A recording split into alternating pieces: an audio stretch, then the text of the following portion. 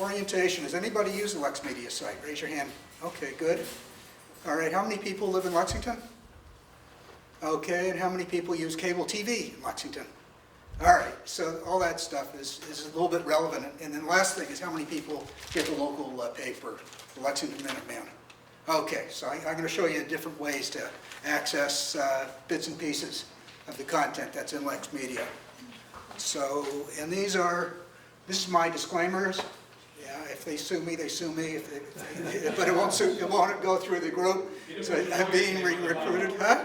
You didn't put your lawyer's name on the bottom. No, but I'm just saying, you know, just go to LexMedia and look there, because their site changes all the time, and what I say may be out of date, or it may be a little bit inaccurate, and I'm not giving you any warranties.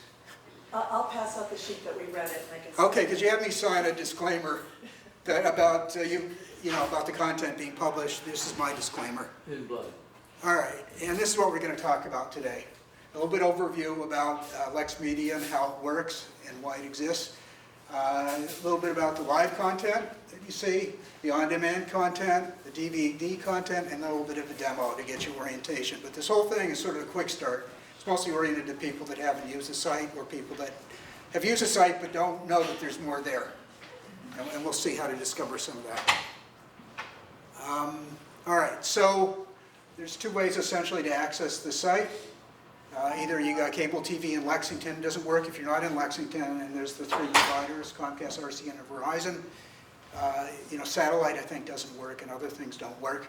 And the internet, anybody with a computer, smartphone, any place on the planet, nothing's copy protected. You don't have to create an account and log on. It's all open. You just have to find where it is, the content you're looking for. All right. So this is the content delivery. There's three different types, as I said earlier. There's essentially three broadcast channels or streams. On a TV, it's channels, and on a computer, it's streams. The on-demand is computer only, and then the DVT, and we'll get into why that exists. Okay, and how's this all funded? This is a copy of a section of my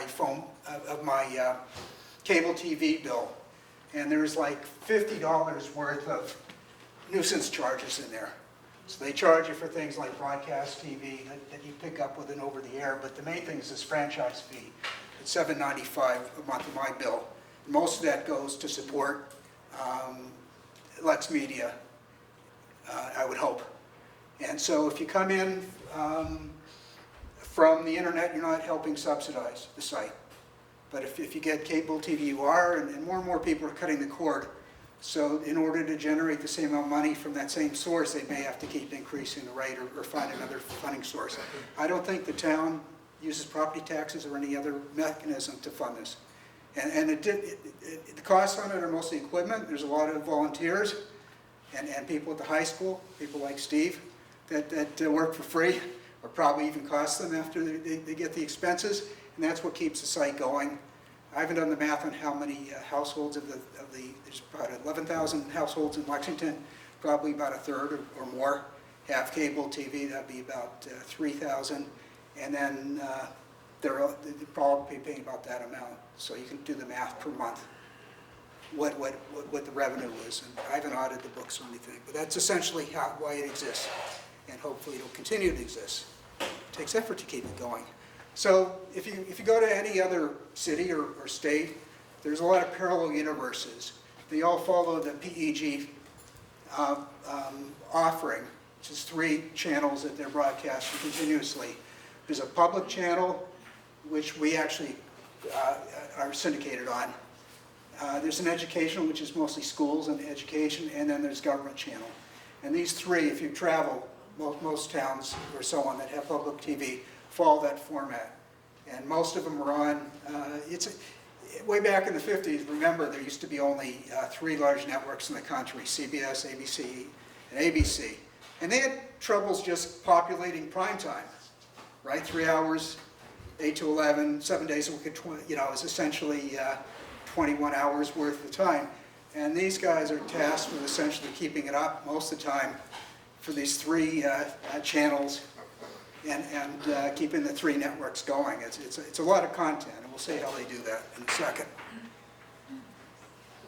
Okay, live content. So most of the content you'll see on there is locally generated. We also, one way to pad out that time is to pick up other people's content. So Future Talk is these are examples of what they broadcast locally. Future Talk is a West Coast program that's on weekly that goes in Tech Talk. There's a set of German channels that do a lot of tech stuff that shows up.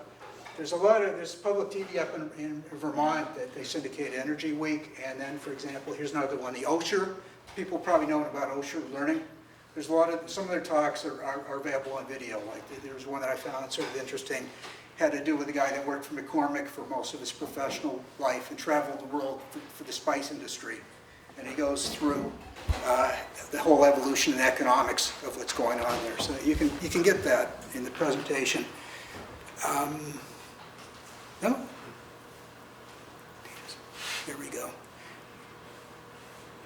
Okay. So how do you find this stuff? It's all over the place. So you need some sort of program guide, unless you just sit there and randomly flick the channels around. And we'll see that there's essentially at least these 4 sources of program guides to know what's on and when. For this is still live.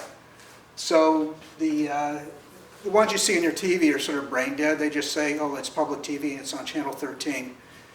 That's not very useful. LexMedia is getting better. They do have a chronology based upon channel that you can find. We'll see that in a second. I'll show you examples. And then the Lexington local paper publishes on Thursday, and they show what's going to be on the next week. And we'll tell you how that's organized. And then if you're up in the middle of the night or towards the end of the hour, they flip some PSAs through, as well as they tell you what's upcoming on the channel. It's through an automated system. Yeah? Do you know whether Wicked Local would also have that Lexington Minute? I haven't seen it there on their site. Things can change. Okay, so I'm going to give you screen snapshots of these content very quickly. So this is RCN. I'm a subscriber, and it just shows on the channel guide public access. Everybody else, it shows the program, and you can search for it and guide. And I think that I haven't looked at Comcast or Verizon lately. They probably all have the same model. So essentially, they're just going to show it's on for 24 hours, and this is all they show. So it's useless. Okay, here is, if you go to the LexMedia's site, there's actually 3 buttons here. I've depressed the one LETV, which is one of the 3 channels, and it shows what's upcoming. So you can get an idea of what's going to be displayed. Okay, here is the LexMedia that comes out every week. And I told you, it shows for this week what's going on, for example. And it's organized functionally.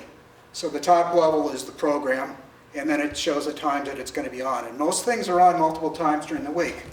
Now, if you want to look for our group, it's difficult to find. It's under LCTG : quantum physics. That's Charlie Aldo's, and this is the August, so it was on August 4th, 5th, 6th, 7th, 8th, virtually every day. So I can send that around if you want to see. The number of views on this stuff tends to be very small, like 100 or something, even when it goes on YouTube. So, but they don't make it easy to find. It doesn't say Lexington Computer Group or anything on there. You got to know what to look for. It's sort of benign neglect. That's why I'm going through this program guide foolishness. Because there's a lot of content, on the internet and here, and I'm just showing you different ways to find it. And then this is at the end of the hour, if you're still around or flipping channels, the sort of thing that you'll see what's playing next on local TV. All 3 providers, I think, take the same feed. They just have it on different channels. And then, okay, now we're going to get into the on-demand. This is which is only available on a computer or a smartphone. And it's mostly locally generated, so some of the stuff you see on the live is not going to be available because they got it from someplace else, and there's maybe copyright or other restrictions. Tom, please call the front desk. Tom, please call the front desk. And so the way you find this stuff is because it's not, is you go in there and navigate into the live, and then you do a search. And the magic is finding the right search term. And to find our group, this is how, so everything, you're dependent upon them putting the content in and putting a reasonable title on it that's consistent. So our stuff happens to all have Lexington Computer and Technology Group dash, and then it would have like the name of Charlie's topic. And there'd be like, there's probably a dozen of those in there. So if you just search on something like technology, you get a list of our public, of ones without having to go to Steve's site to find them. And the veterans talks are in there. I think we've talked about the monthly talks of the veterans. The economy and finance series that George does is in there. ENUG is another parallel universe that I think you present there, right, Bob? That's that network users group. That's available from the Lexington site, even though they probably don't record it there. Steve knows more about it than I do. Right. Yes, you are there. And then the other thing I forgot to mention was the Carry series, the Carry lecture series. It's 3 times or 4 times in the winter. So I'll add that to the presentation, so you can chase down if you didn't make it that night. You can watch the presentations. Most of them are recorded. And then on top of this, there's all kinds of other public stuff that I'm not going to talk about. There's 2 carry, Yeah. Time? Okay, Which one- all which one right, are now you we're talking going to get about? moving. So the last item is DVDs.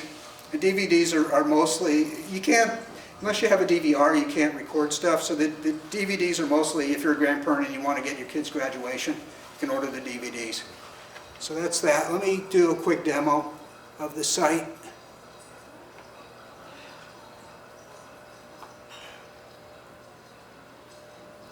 I have to turn around or slave the monitor, get the aspect ratio. I'm gonna turn, Maximize. The square. yeah, I can do that. Yeah, that works. There you go. Okay, and this is, it revamped the site, and this is the most recent rendition, obviously, it's today's rendition. And it's pretty easy to find stuff now.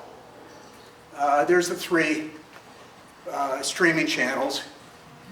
This is the on-demand section, which you'll have to go into.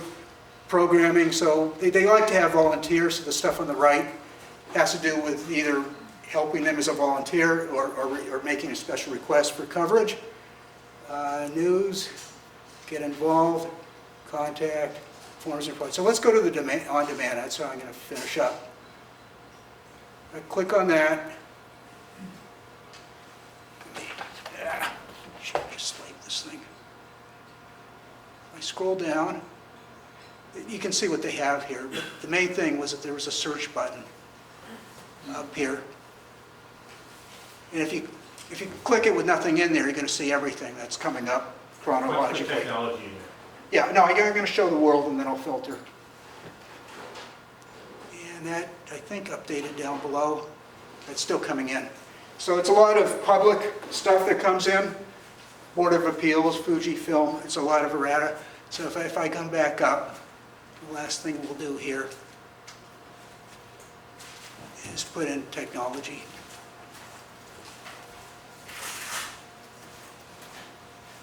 And hit the search. And now we scroll down. And you'll see the last set of presentations that have been uploaded. And if you click on any of those, you'll see what Steve got recorded those days. So that's the easiest way to find the stuff out of the public site.